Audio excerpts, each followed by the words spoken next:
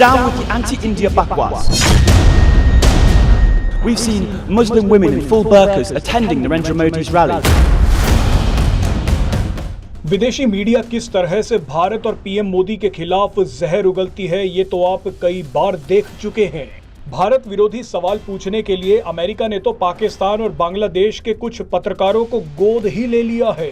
लेकिन आज हम आपको पहली बार एक ऐसे विदेशी पत्रकार का बयान सुनवाएंगे जिसने 2 मिनट में पूरी विदेशी मीडिया को मिट्टी में मिला दिया है।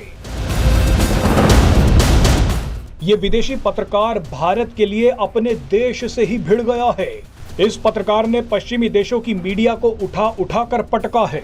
ब्रिटिश पत्रकार सैम स्टीवेंसन ने बताया कि भारत के खिलाफ कितना बड़ा षड्यंत्र चल रहा है।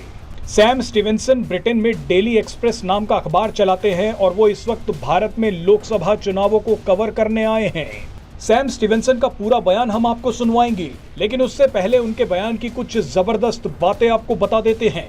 सैम स्टीवेंसन ने कहा कि भारत आते ही वो सबसे पहले वाराणसी गए और पीएम मोदी का रोड शो कवर किया। उन्होंने कहा कि भारत की तस्वीरें देखकर मेरे रोंगटे खड़े हो गए। सैम ने कहा है कि समय आ गया है कि भारत के खिलाफ जहर उगलने वाले लोगों को अपनी बकवास बंद कर देनी चाहिए। इन षड्यंत्रकारी लोगों को अब नए भारत की सच्ची तस्वीर दिखानी होगी।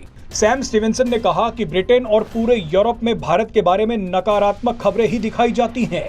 बोला जाता है कि भारत में धर्म के नाम पर अत्याचार होते हैं, जबकि सच्चाई ये है कि मैंने खुद भारत में देखा है कि बुर्का पहनकर महिलाएं पीएम मोदी का भाषण सुनने आती हैं। ऐसी तस्वीरें देखने के बाद साफ पता चल जाता है कि विदेशी मीडिया पीएम मोदी के खिलाफ सिर्फ दुष्प्रचार करती है। सैम ने कहा कि ब्रिटेन में मीडिया बिना तथ्यों के ये बोल देती है कि मोदी मुसलमानों को पसंद नहीं करते, जबकि ये बात पूरी तरह से झूठी है और गलत है।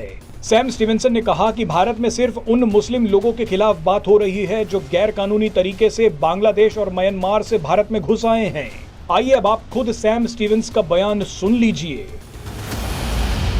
I got straight on a flight to Varanasi to witness a rally roadshow with the Prime Minister Narendra Modi, and it was absolutely electrifying to see this. And I think it's time to say enough with the India bashing. Down with the anti-India bakwas. We need to come here and tell the true positive stories of New India. On the ground, reporting, we're seeing it with our own eyes.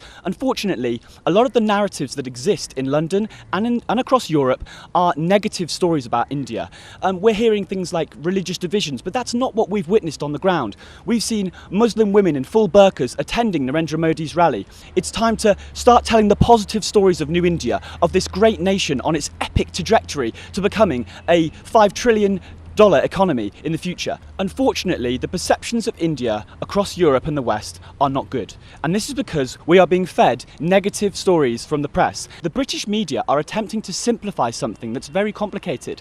And they're attempting to say that Modi, he doesn't like Muslims. But it's not as simple as that, because we're talking about specific illegal immigrants coming from places like Bangladesh and Myanmar, okay?